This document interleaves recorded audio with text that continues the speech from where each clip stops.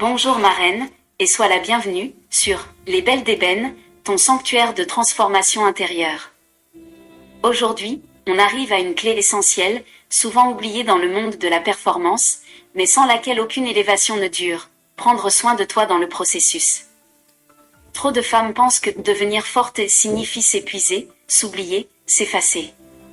Mais la vraie puissance n'a rien à voir avec la souffrance chronique. Elle repose sur l'équilibre entre feu et douceur, ambition et repos, discipline et tendresse.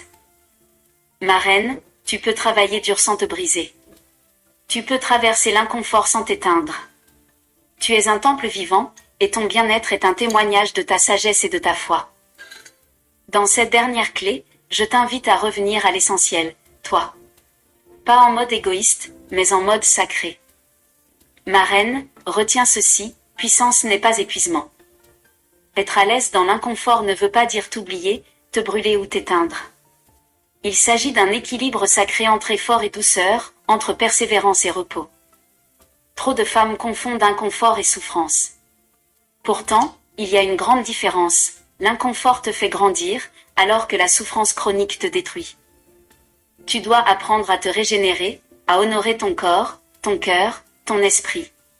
C'est ainsi que tu tiens dans la durée, que tu avances sans te briser. Ma reine, n'oublie jamais de célébrer chaque victoire, même minuscule. Car chaque pas est une preuve de ta grandeur. Voici 5 exemples pratiques qui t'aideront à y parvenir. Le premier exemple consiste à écrire 3 gratitudes le soir. Ma reine, chaque jour est une victoire, même si elle semble minuscule. Le soir, avant de dormir, prends un moment pour écrire 3 choses pour lesquelles tu es reconnaissante: un progrès, un moment doux, une parole reçue, un pas fait malgré la peur. Cela entraîne ton mental à voir ce qui va bien, même dans les saisons d'inconfort. C'est une façon douce mais puissante de célébrer tes efforts et d'honorer ton chemin.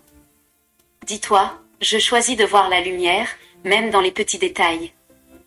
Le deuxième exemple consiste à manger sainement pour soutenir ton énergie. Ma reine, ton énergie est ton carburant.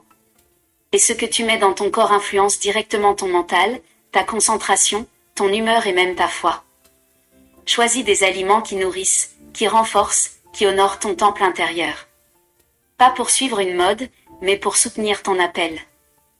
Rappelle-toi: je me nourris avec intention, parce que ma mission a besoin de mon énergie. Le troisième exemple consiste à te récompenser après chaque victoire inconfortable. Ma reine, tu fais face à des choses difficiles. Tu avances dans l'inconnu. Tu oses. Et ça mérite plus qu'un simple bravo intérieur. Chaque fois que tu accomplis quelque chose de difficile ou d'inconfortable, offre-toi une petite récompense: une pause, un bain, une fleur, un café spécial, un moment pour toi. Cela crée une association positive avec l'inconfort et t'encourage à continuer.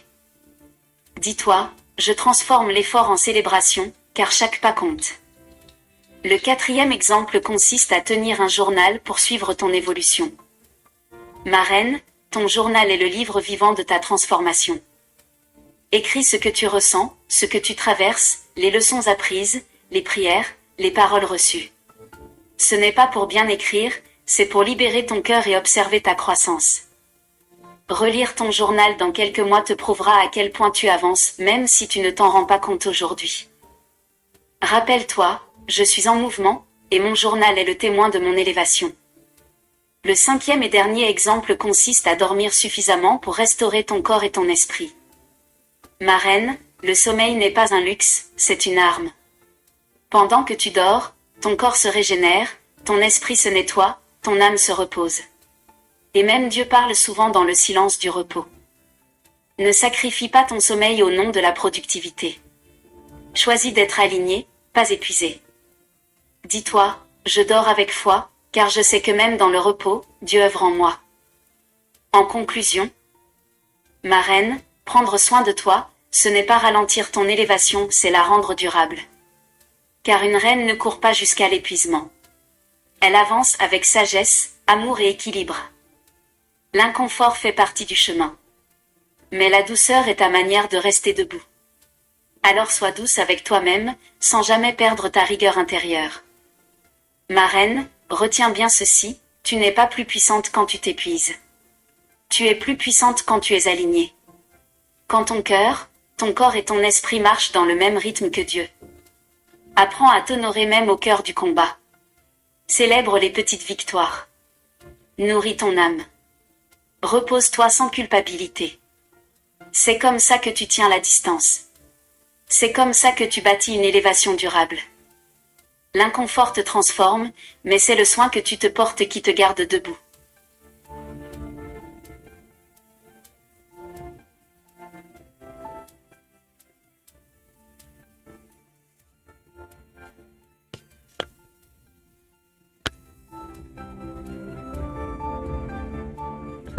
Maintenant, pose une main sur ton cœur, respire profondément, et proclame avec foi, je crois que mon bien-être est un témoignage de la gloire de Dieu.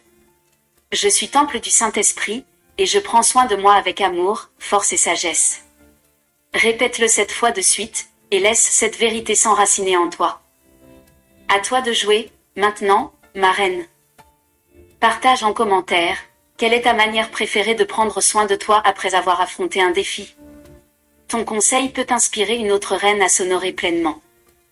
Sauvegarde ce post pour y revenir les jours où tu t'oublies un peu trop.